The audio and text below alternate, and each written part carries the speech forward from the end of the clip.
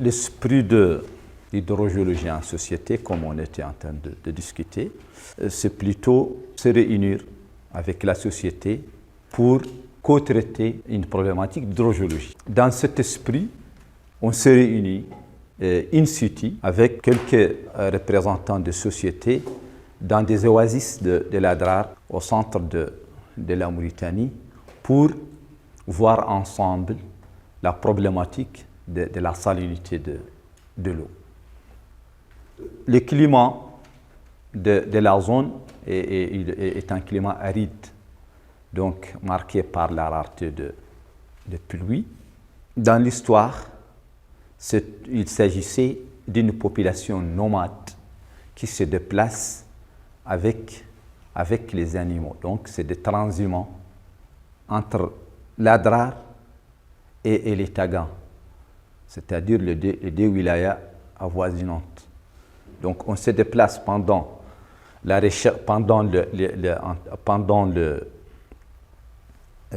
période d'hivernage vers là où on peut avoir des pâturages.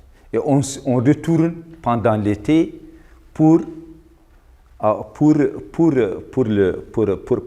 les fruits, en tout cas les dattes, les fruits des palmiers. Donc au départ, ils étaient des nomades qui se déplacent, mais à partir de l'année 1980, il y a une sédentarisation de ces nomades autour des oasis. Donc les oasis se positionnent toujours dans les lits des oasis. Donc, il s'agit donc, pour ces oasis, il s'agit de tout un patrimoine historique, économique et culturel. Donc, il y a l'histoire, il y a des activités économiques, donc c'est la culture sous les palmiers, donc le maraîcher, ainsi de suite. Et il y a encore la culture après la pluie. Et il y a encore, en tout cas, de l'aspect culturel. Parce qu'il y a, dans cette zone, il y a Chinguitti qui portait vraiment, que la Mauritanie portait le nom de Chinguitti. Donc, Chinguitti, c'est une ville historique qui se trouve à côté de la zone où nous avons fait ce travail. Il y a la plus ancienne mosquée dans la zone et il y a beaucoup de bibliothèques et il y a tout un patrimoine plutôt culturel. Donc ça c'est les différents stades, les différents quand même épisodes du développement de l'exore. Donc le captage de l'eau. Au début de la sédentarisation de la population, ils ont utilisé des outils traditionnels pour le captage d'eau, en shadow par exemple. Mais après, où il y a un besoin encore accru d'avoir plus, avec un débit plus important, il y a un besoin accru de l'eau, donc il y a eu des motopompes. Et après, au début des années 2000, avec le développement du solaire, donc il y a encore le pompage, le système solaire de pompage. Avec cette nouvelle technologie de pompage, qui est le solaire, il y a en tout cas une exploitation abusive de la ressource. Bon, on quitte les champs et on laisse, tant qu'il y a le rayonnement solaire, il y a toujours le pompage. Donc, une utilisation non contrôlée et abusive de la ressource. Et ça a créé, en tout cas, a provoqué des problèmes. Parmi ces problèmes, il y a le problème de salinité. Et il y a encore le problème de la baisse des niveaux de la nappe. Donc, on se réunit ensemble avec la population, avec la société, pour faire sortir ensemble la problématique. Donc, ils ont, en tout cas, avec ces dialogues, a fait dégager des problématiques En tout cas, au niveau de la localité de Ma'aden, c'est la problématique de la baisse du niveau de la nappe. Et au niveau de Timinit et Mhirith, la problématique de la salinité. Donc, c'est une réflexion collective qui a fait sortir des problématiques. Parce qu'en fait, il y a une grande période de sécheresse dans les années 70 qui a fait que la vie nomade n'est plus possible. Il y a une perte de bêtes. Il fallait créer des activités pour la population locale. Ces activités, c'était quoi? C'était d'aller en fait introduire le maraîchage. Introduire le maraîchage dans les oasis, ça veut dire en fait aller chercher des quantités d'eau plus importantes. Comment? Il faut créer des puits. En fait, des puits, là, on est passé des puits de petite taille, des puits traditionnels, vers des puits de 2 mètres de diamètre, en fait, pour avoir plus d'eau. Et aussi introduire le motopompe. Parce que le maraîchage, ce n'est pas avec les shadows qu'on va faire irriguer les carottes et les tomates. Enfin. Donc là, ils ont introduit le motopompe. Donc là, ils ont introduit aussi des pratiques nouvelles en fait, sur les ressources. C'est ce qui a créé une pression énorme sur les ressources. Et donc là, ce qui a provoqué une baisse avec les changements climatiques, avec les variabilités climatiques, ça a provoqué en fait une pression énorme sur les ressources et une baisse des niveaux de la nappe un petit peu partout dans la région. Et nous, en fait, on est venu en fait, dans cette région pour d'abord étudier cette problématique de baisse de la nappe.